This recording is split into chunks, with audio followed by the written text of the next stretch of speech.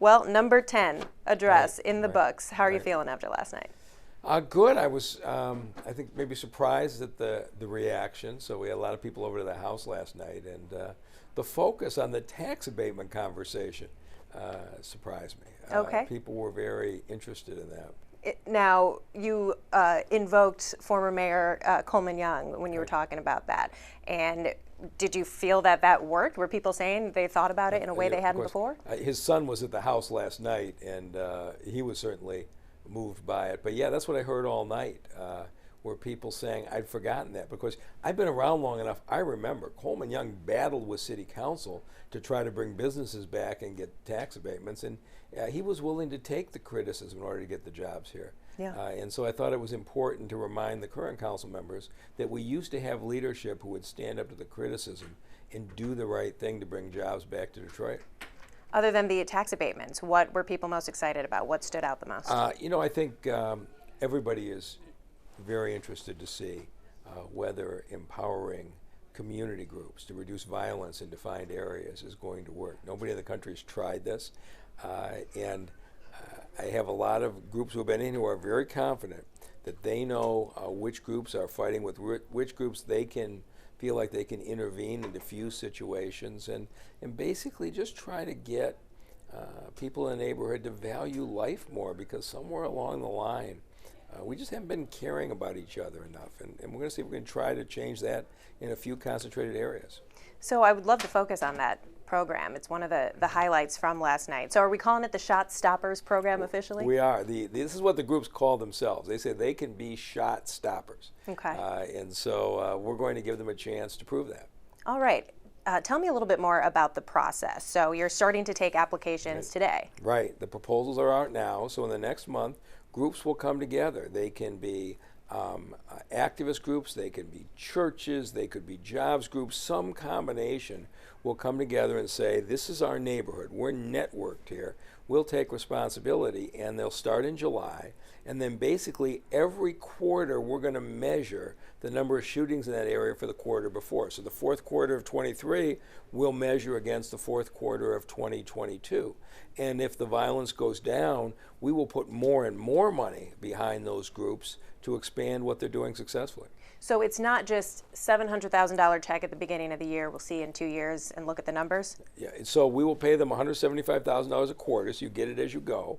And then each quarter, if you beat the target number by enough, you could get another $175,000 of that quarter to expand your program. So rather than me guessing as to who succeeds or who doesn't, we will pour the money into the groups that are proving they succeed.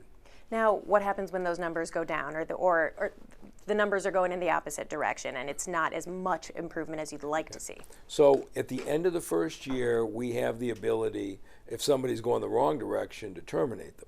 But we want to give people time to get in and get established. So what we're providing for is a 1-year review. At the end of the first year, if you're completely failing, we might terminate you. If you're really succeeding, we might negotiate for you to expand to 2 or 3 more miles. And so our idea is those who prove they succeed get more and more funding, and take more and more area, and those who don't will move on from them. Tell me about the selection process. Obviously, people are submitting applications. I assume not everybody is going to be approved. Well, I don't know that. So I'm hoping that we get 2 to 4 teams that are strong enough that we think have a real chance to succeed. And the violence is not spread evenly in this city. Most neighborhoods in this city are safe. But the areas that have been most violent were the same areas that were most violent 5 years ago. We have not changed the quality of life in those neighborhoods. And so if we could get 2, 3 of those neighborhoods to dramatically change, it would change the violence in the city. Okay. And then what kind of, I know you're going to review every quarter the data, the raw data as far as number of shootings, but are there stipulations as to how the money can be spent? Is there that much oversight step by step? So there is this is federal money, and so they will have to have fiduciaries with histories of managing federal grants as a part of that, and they understand that. But no, they'll give us a plan. They'll say, here's how we're going to spend it. They might say, we want to have $10,000 in the budget for relocation. When two groups are beefing with each other, maybe we move somebody into a hotel or out of the neighborhood for a month or two. Some people believe that family restoration is the key to this, and they may put a couple $100,000 into family restoration services. We're letting each group follow their own vision, but they're going to have to lay out the plan, and they're going to have to show how every penny was spent. This is federal money, and we still have to count to D.C. for it. Yeah. We carried your address live last night, and we had a panel of guests before and after reacting to everything. Malik Shabazz, former Chief Godbee, Sherry Gay, Dan Yago.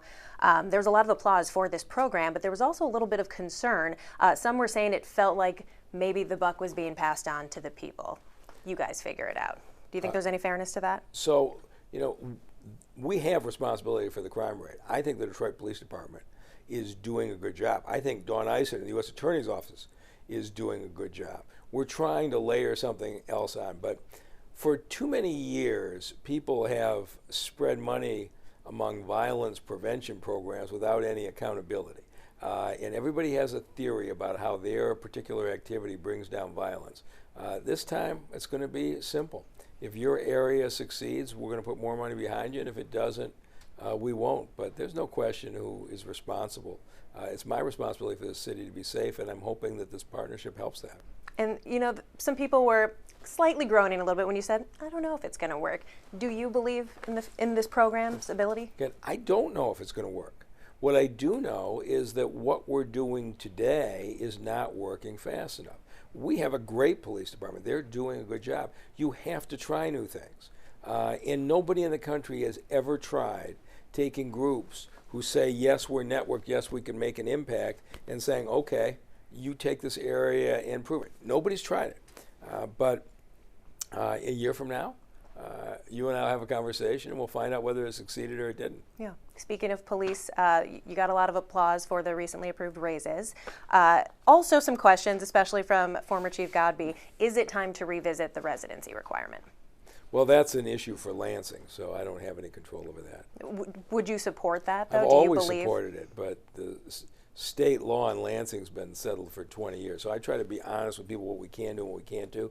It's not a city of Detroit decision. The state legislature would have to change the law, and there's been no indication of any interest on the state's part to do that. A lot of support for the way the cannabis licensing program was handled a few months ago when that was approved. And people were talking about, could that kind of effort be applied elsewhere in the city? Do you see some other areas where teaching people how to find their funding, how to fill out these forms, necessary requirements, could that be used across the board? Oh, we do it every day. So, for example, in the demolition funds on Proposal N, well over half of it has gone to Detroit companies. We've gone to great lengths to make sure they can apply. These are the kinds of things that our procurement department does on a daily basis. And I was just using the marijuana licensing as an example, but it was one that was interesting because we were sued so many times. It depended on the city council and the mayor sticking together, and James Tate just provided great leadership from the beginning. He and I never wavered in any one of those 6 lawsuits, and it came out, I think, with a very good result. You said a couple of times a lot of people want to see you and the council fighting. Where's that relationship now, and how do you see it going in the next year? Well, I would say there are 9 council members, and I have a different relationship with each of the 9. But I would say, on the whole, I think the council has been very positive and very constructive and has been a big factor in moving the city forward. You talked about a year from now. Let's talk about that. Much of your address last night was touting successes from the past year. What do you think will be your main points in your address for 2024?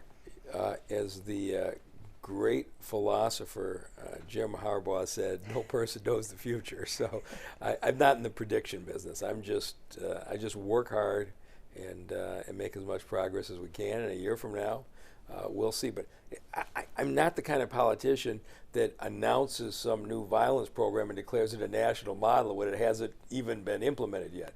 We're going to wait and see how it works. But I'm hoping a year from now, I am telling you it's a national model. Yeah, fair enough.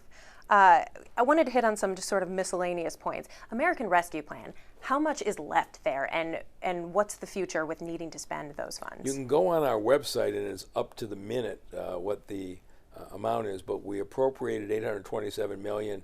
I think we've programmed about 750 million of it, and there's a small amount that still needs to be programmed, and I think we've probably legally obligated somewhere in the range of 250 million. But you'd be better off getting those numbers from the site, but we are on a very good pace to get it. All of it has to be obligated by the end of 2024, and we will have that done. Sure. I wanted to touch on power issues. After these last couple of weeks, obviously the entire metro area has been dealing with a lot. Where does the city stand with these past couple of storms? How did it fare?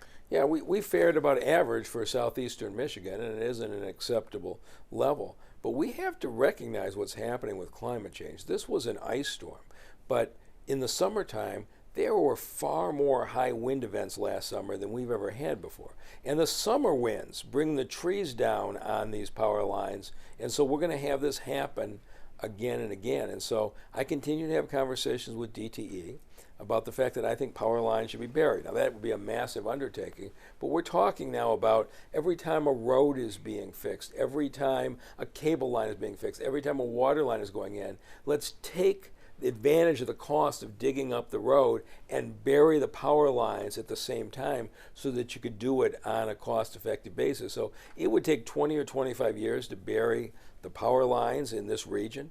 But given what's happening with climate, I think we ought to get started, because I just think the climate is going to get more and more erratic, and there'll be more and more blackouts if the wires continue to be up in the sky. Yeah, and has that process of burying them on a piecemeal basis, has that started already? We've started these conversations just in the last month. Okay. And so DTE, I mean, they understand the choices, but it is the long-term answer. We need to bury the power lines. Would you say that DTE needs to do more? Everybody can do more, but I'm just focused on constructive solutions here. And so right now, we had outages during an ice storm, which to be in the cold is a real problem. Yeah. In August, we are going to have outages during 100-degree heat, and we end up setting up cooling centers and moving people in there. So I think we have to face the reality that climate change is real, and we need to build the infrastructure of the 21st century. The overhead wires made sense in the 20th century. I don't think they make sense for this century, and I think we need to start to change that. Yeah, when those power outages do happen, it sounds like it ends up costing the city a little bit. And it costs everybody. Yeah. It costs DTE. We have, unfortunately, very sophisticated plans in place on how to respond, because it's happening so often. With a lot of the new development and affordable housing plans, is that a component already, sort of new age infrastructure as far as power lines are considered? You'd have to talk to the folks who are doing the development on that. You're beyond my expertise on what goes into Sure. the design. No worries. All right, finally, we want to talk about food insecurity a little bit. People are losing their extra SNAP benefits that they've come to rely on since that started during the pandemic. Where is that on the priority list in your office? Yeah, we're very focused on it, and what I continue to be surprised at is the number of people who don't even sign up for the SNAP benefits, because if you've seen the application forms, they are so complicated. So we've started something we call the Community Health Corps, and we're actually going into the kitchens of our poorest families and saying, what do you need right now if you're in danger of being homeless? The number of people who haven't even signed up for the basic SNAP benefits is disturbing. And so we're focusing on getting everybody signed up, and we're going to continue to evaluate from there. And do you think it's an awareness thing? Are they not aware that it's available to them? No, if I were to sit with you right now and show you the forms to sign up for SNAP to get food, to show you the forms to sign up for Medicaid if you're a pregnant mom, they're ridiculous. And so right now we are really targeting, and we're going to be, I'm getting ahead of myself, but we're going to be targeting Medicaid enrollment, because we have way too many pregnant moms who are not getting prenatal care. And the Medicaid coverage is there for them, but to get through the state bureaucracy to get enrolled is not an easy thing, and we're going to start to take that on, I think, more at the city level as well. All right. Anything else that you covered last night or that you're thinking about going forward that you really want to hit home? You're the most knowledgeable person on the speech last night of anybody I've talked to, so I was listening. I'm impressed. No, well, those are all my questions. Okay.